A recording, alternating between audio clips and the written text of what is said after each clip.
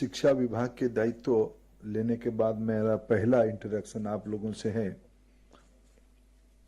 एक स्टूडेंट के नाते शायद मैं थोड़ा अनमाइंडफुल रहा और थोड़ा घबराहट भी रही आप जैसे लोगों से मिलने के लिए। मैं आधा घंटा लेट आया, मेरे दिमाग में कैसे थोड़ा टाइम कुछ अलग सेट हो गया था। मैं इसीलिए आपसे क्षमा प्रार्थी हूँ आपको एक विलंब से मिलने का। आज के मंच पे उपस्थित यूजीसी के चेयरमैन आदरणीय जगदीश कुमार जी, आदरणीय संजय मूर्ति जी, आदरणीय कलसी जी, मेरे सामने बैठे हुए देश की कई सारे महत्वपूर्ण इंस्टीट्यूशन के हेड ऑफ द इंस्टीट्यूशन, जिसमें मैं देख रहा हूं भारत सरकार की कई सारे मर्यादाजनक इंस्टीट्यूशंस के प्रमुख भी हैं, राज्य सरकार की यूनिवर्सिटियों की भी प्रमुख हैं, निजी विश्वविद्यालय की कई सारे हेड ऑफ द इंस्टीट्यूशन हैं और मल्टी डायमेंशनल ग्रुप है ये। मैं सबसे पहले यूजीसी को धन्यवाद देता हूं। आपने माननीय प्रधानमंत्री नरेंद्र मोदी जी की विजन को नीचे ले जाने के लिए, सबसे जो एनईपी को नीचे ले जाने के लिए सबसे जो महत्वपूर्ण इंस्टीट्यूशंस है हायर एजुकेशन इकोसिस्टम में, यूनिवर्सिटी एंड इक्विवेलेंट इंस्टीट्यूशंस, कुछ कॉलेज, कुछ ऑटोनोमस कॉलेज की भी हेड ऑफ द इंस्टीट्यूशन है। ऐसे सारे प्रमुख शिक्षाविदों को एकत्रित करके ये सेकेंड राउंड टेबल आपने ऑर्गेनाइज किया। 2024 में ये सेकेंड राउंड टेबल है। ऐसे सीरीज ऑफ राउंड टेबल आपकी आने वाले दिनों में कल्पना है। मैं आपको शुभेच्छा देता हूं। निश्चित रूप में यूजीसी लेड इस प्रकार की राउंड टेबल कई सारा विषय में क्लैरिटी लेके आएगी। एनईपी को अभी तक आप लोगों ने अपने तरीके से इंडिविजुअली और कुछ कलेक्टिव एफर्ट से आप लोगों ने इम्प्लीमेंट भी किया होगा। उसकी बेस्ट प्रैक्टिसेस भी फॉर्मली इनफॉर्मली इस प्रकार के राउंड टेबल में चर्चा होने वाला है और हम सबकी एक सामूहिक प्रयास से एक holistic, inclusive and future ready generation बनाने में हम लोगों की एक कलेक्टिव रेस्पॉन्सिबिलिटी को हम पूरा कर पाएंगे। मैं आप सभी को बधाई देता हूं, आप लोग उसमें पार्टिसिपेट कर रहे हैं। मित्रों, मेरे जो तीन पूर्ववर्ती वक्ताओं ने अपने विषय को रखते हुए आपके सामने कुछ अपेक्षा रखे हैं, मैं भी आपके सामने कुछ अपेक्षा रखता हूं। कुछ मेरे दृष्टि से आने वाले दिनों में हम सभी के भूमिका क्या रहेगा और हम लोगों के सामने चुनौती क्या है। मैं कोई नया चीज आपके सामने वर्णन नहीं करने वाला हूं, लेकिन मेरे दृष्टि से कुछ चीजों को एक कम शब्दों में रखने का हम कोशिश करें तो पिन पॉइंटेड अपेक्षा क्या है। मित्रों, हम सभी के सामने 2047 एक टारगेट है और मौजूदा स्थिति में भारत की जो युवा वर्ग है, हर एक साल 2 करोड़ बच्चे जन्म लेते हैं और हर एक एज ग्रुप में अराउंड, अभी थोड़ा पॉपुलेशन ग्रोथ स्टेबलाइज होने लगा है, थोड़ा 1.7 तक वो आया है, थोड़ा उससे 2 करोड़ से घट रहा है, लेकिन अमूमन 2 करोड़ लोग ऐसे मानना चाहिए। अगर 18 to 25 हम हायर एजुकेशन ब्रैकेट गिनते हैं, 18, 19, 20, 21, 22, 23, 24, 25, 8 साल में सब लोग 25 तक हायर एजुकेशन परस्यू नहीं करेंगे। सभी लोग हायर एजुकेशन इकोसिस्टम पे आते भी नहीं है।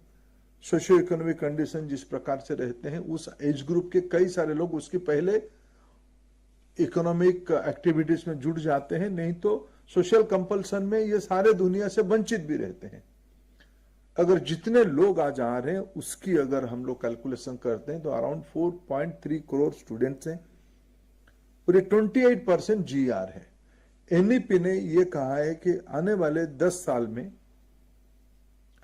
10-12 साल में इसको 50% तक ले जाना, यानी डबल द नंबर करना है।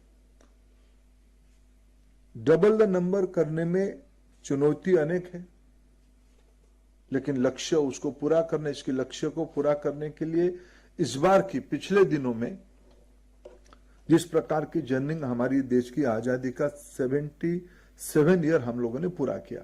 अभी अभी हम अगस्त 15 पूरा किए हैं। मैं प्री इंडिपेंडेंस पीरियड से आगे जाके जब पोस्ट इंडिपेंडेंट पीरियड को हिसाब करता हूं, पिछले लगभग नियरिंग 8 डिकेड्स में प्रवास हमारी बहुत संतोषजनक रहा है, बहुत कॉन्फिडेंस बढ़ाने वाले जर्नी हमारी रही है। ये सारे आप लोगों की उपस्थिति और आज देश में 1200 यूनिवर्सिटी इक्विवेलेंट इंस्टीट्यूशन है। ऑटोनोमस कॉलेज यूजीसी की मान्यता के हिसाब से अराउंड 3000 है। और मैं अनेक इंस्टीट्यूशंस की हेड्स को यहां देख पा रहा हूं। उस प्रकार की अच्छे कॉलेज को हम गिने तो देश में आज लगभग 5000 एजुकेशन इंस्टीट्यूशंस हायर एजुकेशन में काम करते हैं, जो एक प्रकार से सभी इंस्टीट्यूशन अपने आप में एक सेंटर ऑफ एक्सीलेंस है। देश में कॉलेज की संख्या, हायर एजुकेशन इंस्टीट्यूशन की संख्या अराउंड 50,000 है। उस 50,000 की 10% एक प्रकार से सेंटर ऑफ एक्सीलेंस काम कर रहा है। हमारे सामने चुनौती है 4 करोड़ 30 लाख बच्चे, 28% जीआर। आज विश्व की वर्कफोर्स की अगर मेडन एज हम दिखते हैं, भारत सबसे युवा देश इसीलिए कहा जाता है, युवाओं के देश इसीलिए कहा जाता है। आज भी 20s में भारत की मेडन वर्किंग पॉपुलेशन की मेडन एज 20s में 27 या समथिंग होगा।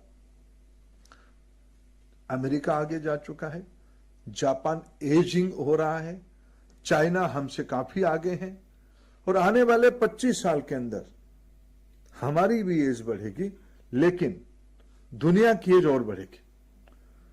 तो डेमोग्राफिक एडवांटेज हमारे पास आने वाले 25 साल तो निश्चित रूप में रहने वाला है। हमें लगभग अगर 4 करोड़ की डबल करना है तो 8-10 करोड़ बच्चों को हायर एजुकेशन इकोसिस्टम पे लाना है। इंस्टीट्यूशन अभी हमारे पास 50,000 है, 5,000 सेंटर ऑफ एक्सीलेंस है, नहीं है तो बनाना पड़ेगा। सभी को NIRF, NAAC एक्रीडेशन प्रोसेस, इन दोनों में तो सबको जुड़वाना पड़ेगा। मेरे दृष्टि से आईडीपी की ये पहला स्ट्रैटेजी होनी चाहिए जो हम अपना आईडीपी बनाएंगे कि हमारे सामने टारगेट क्या है। 2047 हमारी एज ग्रुप, हमारी स्टूडेंट नंबर, हमारी कम्युनिटी की नेचर, हमारी इलाका में आने वाली इकोनॉमिक एक्टिविटीज, उसकी सोशल इंपैक्ट। पहले हम लोग यूजीसी की पैटर्न पे हम एक कोर्स की एनविजन करते, AICT की पैटर्न से एनविजन करते हैं, या कोई हमारे देश में कई प्रकार के सक्सेसफुल प्रयोग हुए हैं भी। आफ्टर ऑल कई प्रकार के centre of excellence ISB model में भी काम करते हैं, जिनको ना यूजीसी की आवश्यकता है ना AICT की आवश्यकता है, लेकिन उनकी कोर्सेस भी समाज में स्वीकृति मिला है, समाज में उसकी ग्राह्यता हुई है। इसलिए हम सभी ने सरकार की उद्यम से और निजी क्षेत्र के उद्यम से अनेकों प्रकार के मॉडल हम लोगों ने बना लिए हैं। अभी हमारी आवश्यकता है कि हमें अगर, और दुनिया में आफ्टर ऑल हम हायर एजुकेशन इंस्टीट्यूशंस को चलाएं क्यों? क्या हम सिर्फ डिग्री प्राप्त करवाने के लिए हायर एजुकेशन इंस्टीट्यूशन चलाएं, या देश की कॉम्पिटेंसी बढ़ाने के लिए हायर एजुकेशन इंस्टीट्यूशन चलाएं? प्रधानमंत्री जी ने आग्रह किया है, डिग्री जितनी महत्वपूर्ण है, कॉम्पिटेंसी उससे ज्यादा महत्वपूर्ण है। इसलिए इस बार एनईपी में कई प्रकार की चर्चा, एक तो स्ट्रक्चरल इश्यूज के बारे में यूजीसी की गाइडलाइन है, AICT की गाइडलाइन है, और आप एक यूनिवर्सिटी होने के नाते अपने आप में भी आपकी दुनिया है। After all education, academic autonomy का अर्थ क्या है? एकेडमिक ऑर्थोनॉमी में आज भी बहुत सारी हेड ऑफ द इंस्टीट्यूशन को मिलता हूं जो आके कहते हैं, सर यूजीसी की गाइडलाइन में ये सुधार होनी चाहिए। मैं बारीकी से कोई उदाहरण आपको बता सकता हूं, आप लोग भी उसकी प्रैक्टिशनर हो। शायद यूजीसी ने आपको कहा है आप स्वतंत्र उस विषय में निर्णय करने के लिए, आपकी एकेडमिक काउंसिल उस विषय में निर्णय करने के लिए स्वतंत्र है, लेकिन कहीं ना कहीं एक बॉटलनेक साइकोलॉजिकली है कि यूजीसी की इन अकॉर्डेंस होनी चाहिए। मेरा अपेक्षा रहेगा यूजीसी अपने को उतना ओपन, ट्रांसपेरेंट और फ्लेक्सिबल बनाए। यूजीसी एक रेगुलेटर की भूमिका से धीरे धीरे जब हैकी की ओर हम जाएंगे, हम फैसिलिटेटर की भूमिका में चले जाएं। और इंस्टीट्यूशन विशेष करके फाइनेंशियल गवर्नेंस में, डाटा मैनेजमेंट में शायद एक ऑल इंडिया पैटर्न हमको एक बनानी चाहिए। लेकिन एकेडमिक एक्सीलेंस से मेरे को लगता है कि जो 5000 इंस्टीट्यूशन के बारे में मैं उल्लेख कर रहा हूं, सब they all are autonomous and independent to check out their own courses, plan about their own courses according to need of the student, priority of the student, priority of the locality। तब जाकर हमारे देश में सही मायने में centre of excellence हो पाएगा। हमें एक सीमित टाइम के अंदर इस 5000 इंस्टीट्यूशंस को एक फ्रेमवर्क के अंदर लेने की आवश्यकता है। मैं 3-4 प्रायोरिटी आपके सामने रखना चाहूंगा। हायर एजुकेशन इंस्टीट्यूशंस को बढ़ाने के लिए कई विषय, उस विषय में आईडीपी में आप लोग प्लान करोगे ऐसे अपेक्षा रखा गया है। Learner centric teaching, integrating multiple disciplines, multi disciplinary एक समय की आवश्यकता है। पढ़ाई एक समय में, आज सुबह दिल्ली यूनिवर्सिटी की एक बच्ची मेरे को मिलने के लिए आई थी। उन्होंने कहा, बेटा आप क्या पढ़ रहे हो? मैं एचआर इकोनॉमिक्स पढ़ रहा हूं। अच्छा, मेरे को भी थोड़ा समझने में समय लगा। मैं थोड़ा उसको अलग बुला के पूछा, थोड़ा मेरे को समझाओ कि एचआर इकोनॉमिक्स में क्या पढ़ते हो? उन्होंने कहा, सर हमें डुअल कोर्स अडॉप्ट किया हूं, दोनों पढ़ रहा हूं। ये सोसाइटी की एस्पिरेशन को हमको समझना पड़ेगा। हमारी सारे कॉलेज में एम्प्लॉयबिलिटी स्किल्स कैसे आएगी? मैं तो उसके आगे कह रहा हूं, इस 5000 इंस्टीट्यूशन में हमें जॉब सीकर बनानी है या जॉब क्रिएटर बनानी है? आईडीपी में भी फैक्टर होनी चाहिए। आज आफ्टर ऑल देश में 1,20,000 स्टार्टअप्स हैं। उसमें आपको ये संख्या कभी आपने कलेक्टिवली कैलकुलेशन नहीं किया होगा।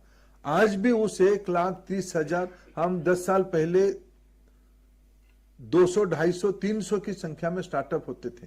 यानी एंटरप्रेन्योर्स, न्यू एज एंटरप्रेन्योरशिप की बात, idea driven, knowledge driven economy का ये सक्सेसफुल मॉडल है। पहले 10 साल पहले 200, 300, 400 होते थे, आज वो 1,30,000 है। आपको सुन के सुखद आश्चर्य होगा, 80% उसके अंदर आप ही की किसी ना किसी इंस्टीट्यूशंस के अंदर इंक्यूबेट हो रहा है। लेकिन उसको कभी आपने मोमेंटम नहीं दिया है। एक मोमेंटम देने की आवश्यकता है। हमारी दुनिया की आवश्यकता क्या है? मैं अगर उदाहरण बताऊं, क्लाइमेट रेजिलियंस एक मच डिबेटेड टॉपिक है ग्लोबल कम्युनिटी के अंदर। सस्टेनेबिलिटी एसडीजी से लेके कोई भी हेड ऑफ द गवर्नमेंट आते हैं, आपस में बात करते हैं, तो उनकी प्रायोरिटी की विषय ये है। दुनिया में उस प्रकार की पढ़ाई को, उस अंडरस्टैंडिंग को कम्युनिटी के अंदर ले जाने के लिए मेरे को लगता है अगर सबसे ज्यादा किस देश में उसकी कन्वर्जन कैपेसिटी है, वो भारत है। Social impact, technological capability and experiment के लिए एक बड़ा लैबोरेटरी। आज हम दुनिया के नंबर 3 एनर्जी कंज्यूमर है, लेकिन पर कैपिटा में हम लोग 1/3 of the global energy consumption के हैं। दैट मीन्स आने वाले 20-25 साल में हमारी एनर्जी कंजम्पशन ग्लोबल एवरेज की ओर बढ़ेगा। जब ग्लोबल एवरेज की ओर बढ़ेगा, भारत सरकार ने तय किया कि सारे सस्टेनेबिलिटी की ओर बढ़ेगी। क्या हम कोर्स उस प्रकार की बना रहे हैं? क्या उसकी अंडरस्टैंडिंग हम बना रहे हैं? क्या सिर्फ ये साइंस एंड टेक्नोलॉजी की विषय है या इसके साथ इकोनॉमिक्स भी जुड़ा हुआ है? क्या उसके साथ पॉलिटिकल साइंस से पढ़ने वाले व्यक्ति को अगर पब्लिक पॉलिसी में इसको हम पढ़ाए जाए, क्यों हमें सस्टेनेबिलिटी के कोर्स को बढ़ाना है? किस प्रकार के कोर्सेस आ सकते हैं? क्या हमारी हेड ऑफ द इंस्टीट्यूशन इस प्रकार की विचार कर रहे हैं? ये पढ़ाई केवल हमारे देश में सीमित होगा क्या? हमारी कम्युनिटी ने, कभी एकेडमिया कम्युनिटी ने 40 से 50 साल पहले शायद कंप्यूटर जब दुनिया में बहुत आया नहीं था, तब हमारी लीडरशिप ने, एकेडमिक लीडरशिप ने उसको पहचाना। इसीलिए आज ग्लोबल सॉफ्टवेयर की दुनिया में भारत एक बड़ा सर्विस प्रोवाइडर है। क्या जब तक भारत में एक दो इंटेलेक्चुअल आउटकम, एक बौद्धिक निकर्ष, एक व्यावसायिक ढांचा में परिवर्तित नहीं होती है, भारत में नौजवानों को रोजगार देने में सब दिन हमें कंज्यूमिंग इकोनॉमी बन के रहेंगे। आज हमारी आवश्यकता है कि दुनिया को एक प्रोड्यूसिंग इकोनॉमी में भारत को कन्वर्ट करना है। वो कौन करेगा?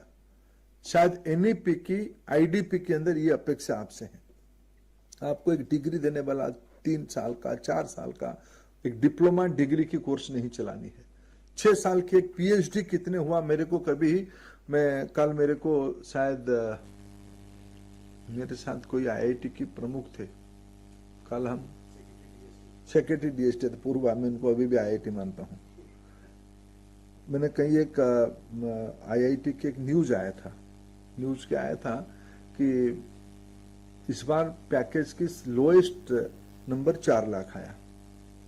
मेरे कई सारे आईआईटी की सम्मान्य हेड ऑफ द इंस्टीट्यूशन बैठे हैं।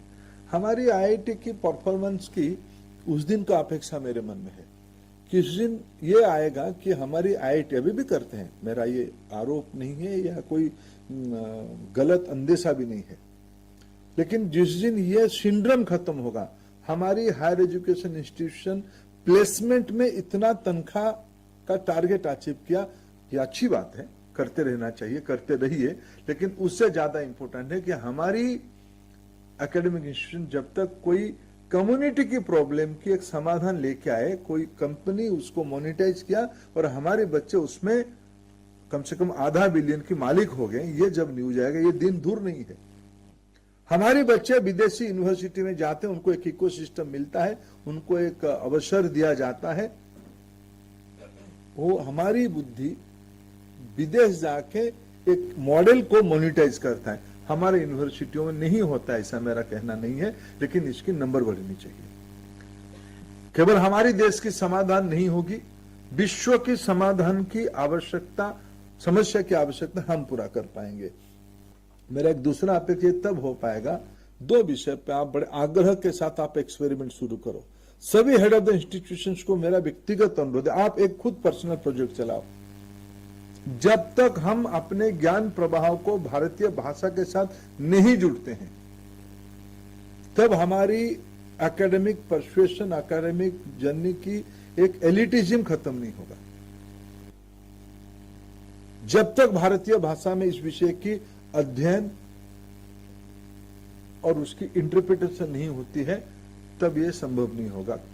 एक क्रिटिकल मास जुड़ चुका है इस काम पे, लेकिन उसको बड़ा बनाना है, तब उसकी सिंपल इंस्ट्रूमेंट है, सिंपल ब्रिज है इंडियन लैंग्वेज। हमारी ज्ञान प्रवाह, हमारी शोध, हमारी कॉम्पिटेंसी, क्योंकि ये कोई कंफ्यूजन में मैं तो नहीं हूं। विश्व की बड़े बड़े अर्थनीति को अगर पिछले 200 सदी में हम समीक्षा करते हैं, ये वो बड़े इसीलिए है, दे ऑल आर बिग और great because they do all such thing, basic research and understanding in their mother tongues. हमें उस विषय में ये थोड़ा, मैं इसमें कहूं तो आप लोगों को लगता है कि इसको कितना समझ है, हम लोगों को पता नहीं, आपके मन में आता भी होगा। बिना अंग्रेजी में कहते हुए कोई रिसर्च हो सकता है क्या? ये कंफ्यूजन भारत की एक अभिजात्य वर्ग में पड़ा है। मैं बिल्कुल कोई विदेशी भाषा की विरोधी नहीं हूं, लेकिन जो लोगों को, जिनको हम, जिस प्रोडक्ट को हमको इंटरनेशनल ग्लोबल मार्केट में भेजना है, उसकी जो मार्केटिंग में, उसकी जो टेक्निकल अंडरस्टैंडिंग दिलवाने के लिए आवश्यकता है, उनको हम कोई एक फॉरेन लैंग्वेज में कॉम्पिटेंट करके भेजे, उसमें कोई असुविधा नहीं है। लेकिन उसकी बेसिक रिसर्च में, बेसिक प्रोडक्ट डिजाइनिंग में भारतीय भाषा की अगर प्रचलन रहेगी, तब हमारी नॉलेज पूल में कैपेसिटी और बढ़ेगी।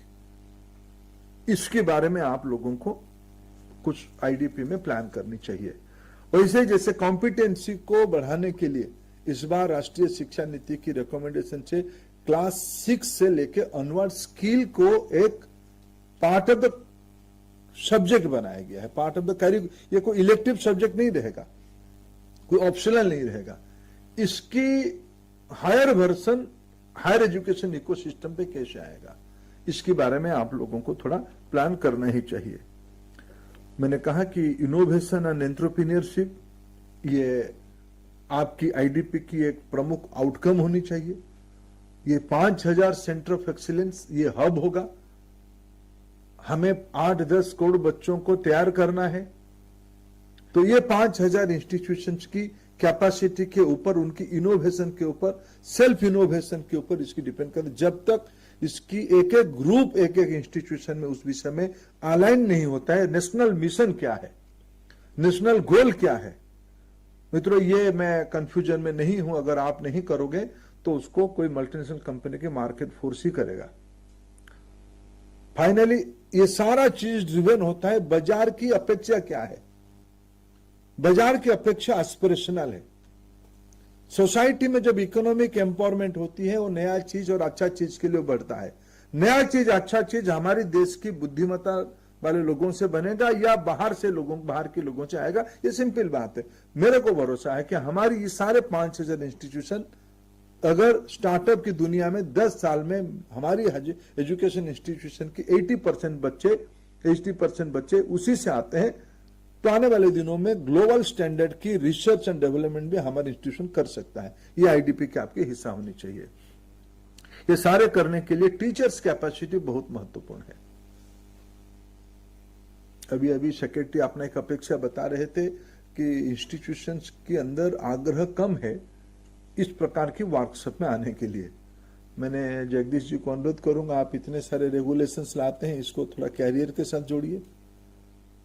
बिना ओरिएंटेशन, बिना कैपेसिटी ऑगमेंटेशन, बिना नया चीजों को जाने हुए इसको इंस्टीट्यूशनल फ्रेमवर्क में कैसे डालना है, इसकी रास्ता यूजीसी, एआईसीटी और गवर्नमेंट को सोचनी चाहिए। यूनिवर्सिटी भी अपने आप में अपना एकेडमिक काउंसिल में खुद को री इन्वेंट करने के लिए, कंटिन्यूअस री इन्वेंट करने के लिए क्या इंस्टीट्यूशनल प्रोसेस करना है, आपको करना पड़ेगा। टीचर्स कैपेसिटी एक अनिवार्यता की विषय होनी चाहिए, ऑप्शनल की विषय नहीं होनी चाहिए।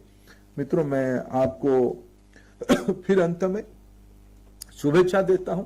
आप मेरे विनम्रता से मैं आपको अनुरोध करना चाहता हूं, अभी की जो आप लोगों की लीडरशिप की फेज है, इस लीडरशिप की फेज के ऊपर रिस्पांसिबिलिटी सिर्फ इंस्टीट्यूशंस का नहीं है, सिर्फ आपकी प्रतिनिधित्व करने वाले राज्य की नहीं है, ना केवल भारत की है।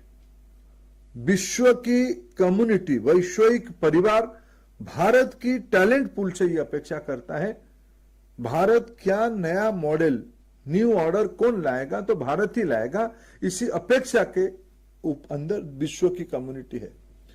मैं बहुत आशावादी हूं। भारत की जो ये 5000 सेंटर ऑफ एक्सीलेंस की कल्पना मैंने बताई आपको, ये एक योजनाबद्ध तरीके से, एक फोकस मैनर में, टाइम बाउंड पीरियड में एनईपी की इंप्लीमेंटेबल चीज को, एनईपी ने तो कुछ शब्द में उसको लिखा है, लेकिन उसको एक प्रोडक्ट में कन्वर्ट करने के लिए, उसको एक प्रोसेस में कन्वर्ट करने के लिए आपको अपने आप के स्तर पे एक्सपेरिमेंट करना पड़ेगा।